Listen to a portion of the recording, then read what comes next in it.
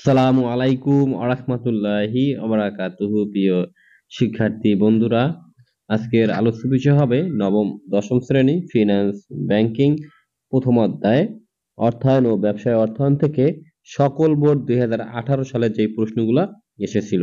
শুরুতে একটা কথা বলতে চাই যে তোমাদের বিগত অর্থাৎ যত নিচের সালের আছে, যেমন ধরো 17, 16, 15 এইসব প্রশ্নগুলোই কিন্তু তোমাদের 2025, 26 এভাবে ধারাবাহিকভাবে কিন্তু আসতে থাকবে। আশা করি তোমরা এই প্রশ্নগুলো যদি ভালোভাবে পড়ো এবং ভালোভাবে বুঝো, তাহলে তোমাদের কিন্তু সৃজনশীল প্রশ্ন পরীক্ষায় সুন্দরভাবে লিখতে পারবা। তাহলে যাই হোক, শুরুতে আমরা উদ্দীপকে যাই, কি কি তথ্যগুলা দেয়া আছে, এরপরে আমরা মূলত উত্তরে যাব। তাহলে শুরুতেই দেখে আছে যে মিস্টার শাহেদ একজন ক্ষুদ্র ব্যবসায়ী। মিস্টার শাহেদ কি একজন ক্ষুদ্র ব্যবসায়ী। নতুন বাড়ি নির্মাণের জন্য তিনি আত্মীয় স্বজন ও বন্ধু বান্ধব থেকে কিছু অর্থ ধার নেন। মানে সে একটা বাড়ি নির্মাণের জন্য বা নতুন বাড়ি নির্মাণের জন্য বন্ধু বান্ধব এবং আত্মীয় স্বজনের কাছ থেকে ঋণ নিছে বা ধার নিছে, কিন্তু তা দিয়ে বাড়ি নির্মাণ করা সম্ভব হচ্ছে না। মানে যে টাকা বন্ধু বান্ধব এবং আত্মীয় স্বজনের কাছ থেকে আনছে, এই টাকা দিয়ে বাড়ি নির্মাণ বা তৈরি করা সম্ভব না। তাই তিনি অবশিষ্ট প্রয়োজনীয় অর্থ, মানে এরপরে যে টাকা লাগতো ওই টাকা 8.5% হারে একটি ব্যাংক থেকে ঋণ নেন।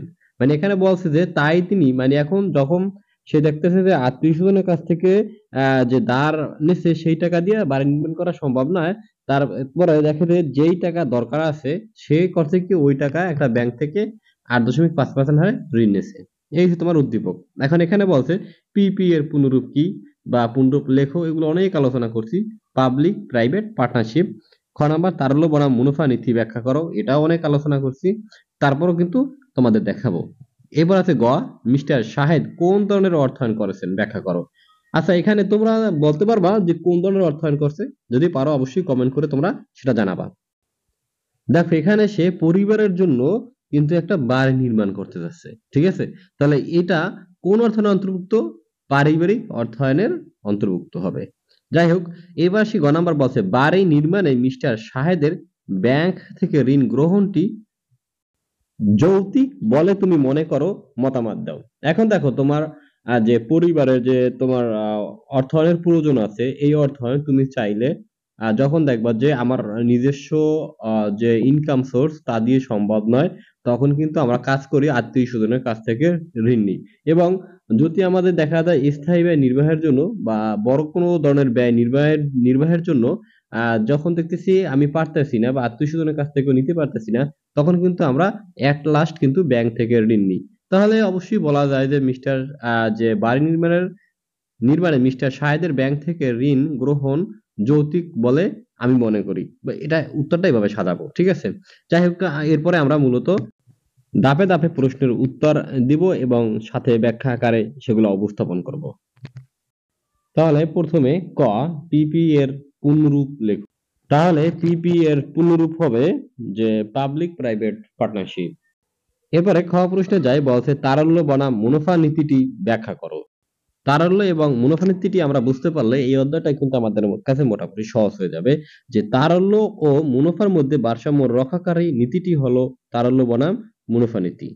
নগদ অর্থ তথা তরল্য ও মুনাফার মধ্যে বিপরীত সম্পর্ক বিদ্যমান।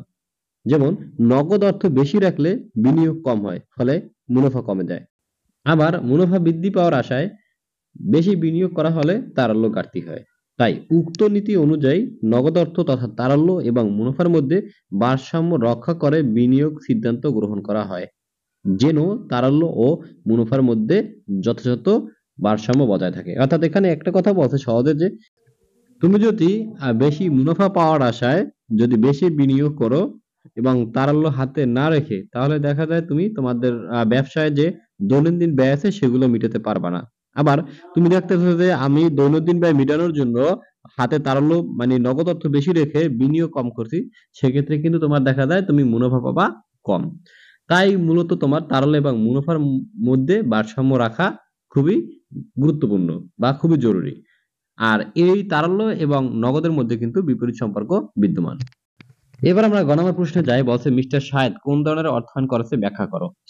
মিস্টার শাহেদ করছে কি একজন ক্ষুদ্র ব্যবসায়ী। নতুন বাড়ি নির্মাণের জন্য তিনি আত্মীয়-স্বজন, বন্ধু-বান্ধব থেকে কিছু অর্থ ধার করেন। কিন্তু তা দিয়ে বাড়ি নির্মাণ করা সম্ভব হচ্ছে না। তাই তিনি অবশিষ্ট প্রয়োজনীয় ৮.৫% হারে একটি ব্যাংক থেকে ঋণ নেন। মিস্টার শাহেদ বাড়ি নির্মাণের জন্য আত্মীয়-স্বজন এবং বন্ধু-বান্ধবের কাছ থেকে কিছু অর্থ ধার করে। কিন্তু তা দিয়ে বাড়ি নির্মাণ করা সম্ভব হচ্ছে না। তাই তিনি অবশিষ্ট যেই অর্থ লাগে বা টাকা লাগে সেটা সে ব্যাংক থেকে ৮.৫% হারে ঋণ নিছে। সে কিন্তু পরিবারের প্রয়োজনে বাড়ি নির্মাণের জন্য এই ঋণটা নিয়েছে। তাহলে এটা কিন্তু হবে পারিবারিক অর্থায়নের অন্তর্ভুক্ত। তাহলে আমরা গ এর উত্তর যাই যে উদ্দীপকে মিস্টার শাহেদ পারিবারিক অর্থায়ন করেছেন। পারিবারিক অর্থায়ন বলতে পরিবারের আয়ের উৎস ও পরিমাণ নির্ধারণ করে সেই আয় কিভাবে ব্যয় করলে পরিবারের সদস্যদের সর্বাঙ্গীন মঙ্গল হয় তা নির্ধারণ করাকে বোঝায়।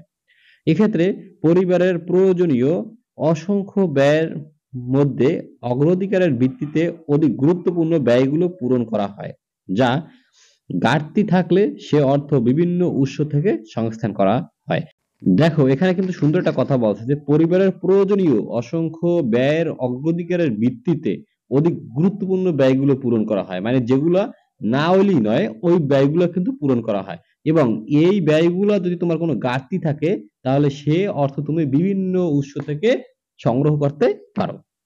এখানে তোমরা সরাসরি উদ্দীপকটা তুলে ধরবা, তোমাদের প্রশ্ন জবাবে থাকবে। আর এভাবে দিলেও হবে। উদ্দীপকে মিস্টার শাহেদ একজন ক্ষুদ্র ব্যবসায়ী। তিনি নতুন বাড়ি নির্মাণের জন্য আত্মীয়-স্বজন ও বন্ধু-বান্ধবের থেকে কিছু অর্থ ধার করেন। উক্ত অর্থ দ্বারা বাড়ি নির্মাণ করা সম্ভব হচ্ছে না বিধায় অবশিষ্ট প্রয়োজনীয় অর্থ ব্যাংক থেকে ঋণ গ্রহণের মাধ্যমে অর্থ সংস্থান করেন। তিনি নিজের এবং পরিবারের সদস্যদের সুবিধার জন্য গৃহ নির্মাণের সিদ্ধান্ত নিয়েছেন এবং যথাযথ অর্থায়ন প্রক্রিয়ার মাধ্যমে ঘাটতি অর্থ যোগান দিয়েছেন। সুতরাং বলা যায় মিস্টার শাহেদের অর্থায়নের ধরন হলো পারিবারিক অর্থায়ন। আশা করি তোমরা এটা বুঝতে পারছো। এরপরে ঘ নাম্বার প্রশ্ন, বাড়ি নির্মাণে মিস্টার শাহেদের ব্যাংক থেকে ঋণ গ্রহণ কতটা যৌক্তিক বলে তুমি মনে করো? মতামত দাও।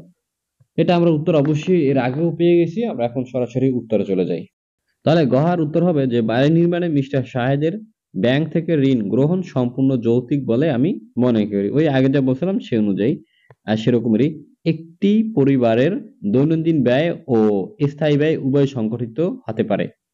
স্থায়ী ব্যয় বড় অঙ্কের ব্যয় বিদায় পারিবারিক অর্থায়নের মাধ্যমে উক্ত ব্যয়ের ঘাটতি থাকলে তা সহজে ব্যবস্থাপনা করা যায়। উদ্দীপকে মিস্টার শাহেদ একজন ক্ষুদ্র ব্যবসায়ী। তিনি একটি বাড়ি নির্মাণ করতে চান।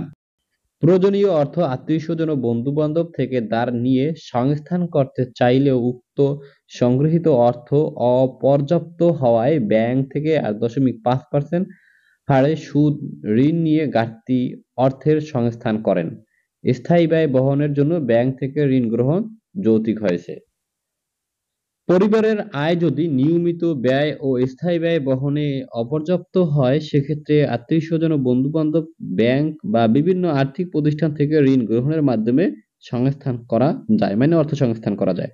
উদ্দীপকে মিস্টার শাহেদ বাড়ি নির্মাণের জন্য তাই বহিঃস্থ উৎস ব্যাংক থেকে ঋণ গ্রহণের মাধ্যমে সীমাবদ্ধ অর্থের ব্যবস্থাপনা করেন। এখানে বহিঃস্থ বলতে বুঝাইছে যে বাহির অংশ থেকে ঋণ নিছে এটা। অন্যথায় তার পক্ষে বাড়ি নির্মাণ করা সম্ভব হতো না। তাই বাড়ি নির্মাণের জন্য ব্যাংক থেকে ঋণ গ্রহণ সম্পূর্ণ যৌক্তিক বলে আমি মনে করি। উত্তরটা তোমরা যেভাবে সাজাও সমস্যা নাই। কেউ চাইলে এটাকে আরো অনেক সংক্ষেপ করা যায়, আবার কেউ চাইলে বাড়ানো যায়। নিজের মতো করে লেখবা, তাহলে উত্তরটা সব থেকে ভালো হবে, এত বড় উত্তরও হবে না। যাই হোক প্রিয় শিক্ষার্থীরা, আজকের মতো এখানেই বিদায় নিচ্ছি। সবাই তোমরা সুস্থ থাকো, ভালো থাকো। আল্লাহ হাফেজ।